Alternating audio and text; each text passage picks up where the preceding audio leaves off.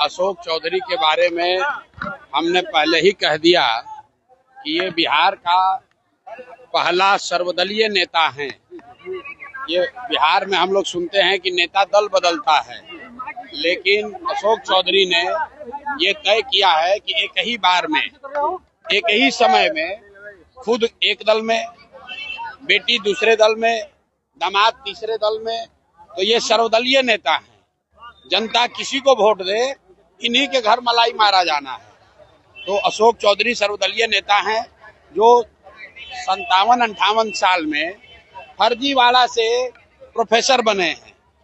अब बताइए कि जिस बिहार में लोगों को किरानी क्लर्क का नौकरी नहीं मिल रहा है, कि भाई साहब विधायक हैं, किस दिन इन्होंने परीक्षा पास किया, कब पीएचडी कर लिए, कब जेआरई कर लिए और प्रोफेसर बन गए। अब ऐसे भ्रष्ट लोगों से बात करने का क्या मतलब है?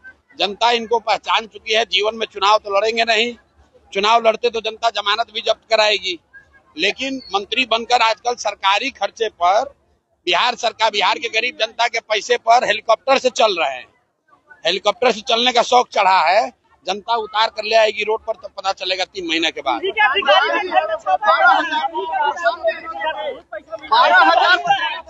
भैया ऐसा है कि बिहार के सबसे भ्रष्ट नेता जो हैं, अगर आप लोग ऑनलाइन सर्वे कर लीजिए, कोई भी आप अपने अपने प्लेटफॉर्म पे डाल दीजिए कि बिहार का सबसे भ्रष्ट नेता कौन है 3, तो उसमें नाम आएगा अशोक चौधरी का, उसमें नाम आएगा मंगल पांडे का, उसमें नाम आएगा दिलीप जायसवाल का।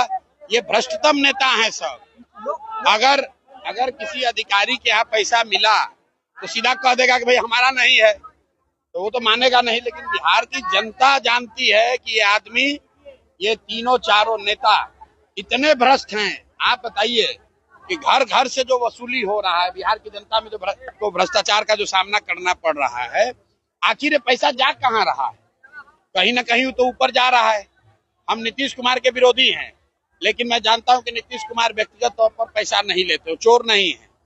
लेकिन नीतीश कुमार के इर्द गिर्द जितने ये सब नेता हैं, चूंकि नीतीश कुमार की शारीरिक मानसिक हालत अभी ठीक नहीं है, तो पूरा बिहार से लूट के ही तीनों चारों पैसा जमा कर रहा है। जब हमने कहा है कि जब 3 महीना के बाद जनसुराज का व्यवस्था बनेगा, तो ये 100 सबसे भ्रष्ट नेता और अफसर, छोटे लोग नहीं, बड़े नेता और बड़े अफसर, 100 सबसे बड़े नेता और अफसरों को चिन्हित किया गया है। इनको समयबद्ध कार्रवाई होगी। इनके और इनके आने वाली पीढ़ियों से बिहार से लूटे गए पैसे का हिसाब होगा, इनसे वसूली होगी। इनको दौड़ा दौड़ा कर मारा जाएगा। ये आप देखिए,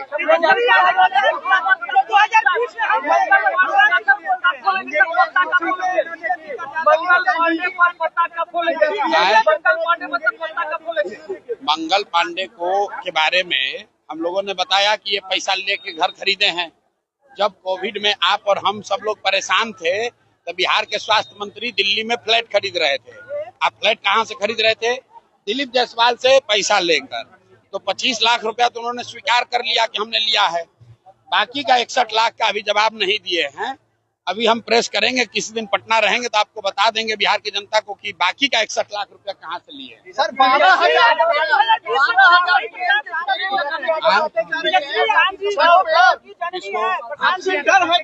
अच्छा देखिए, सुनिए, रुकिए। ये कह रहे हैं कि तेजस्वी यादव कह रहे हैं कि मुंगेरी लाल के सपने मत देखिए। तो इस बिहार में खाली तेजस्वी यादव और लालू यादव के लड़कों को सपना देखने का अधिकार नहीं है, बिहार के सारे युवाओं को सपना देखने का अधिकार है। ये समझते हैं कि इनके बाप बने, इनकी माँ बनी, अब ये बनेंगे, इसके बाद इनका बेटा बनेगा, तो जनसुराज इनको ध्वस्त कर देगा। इनको पता नहीं चलेगा, जनता उठाकर फेंक देगी। अभी 20 बरस से बाहर है ना सत्ता से, अभी दिखेगा।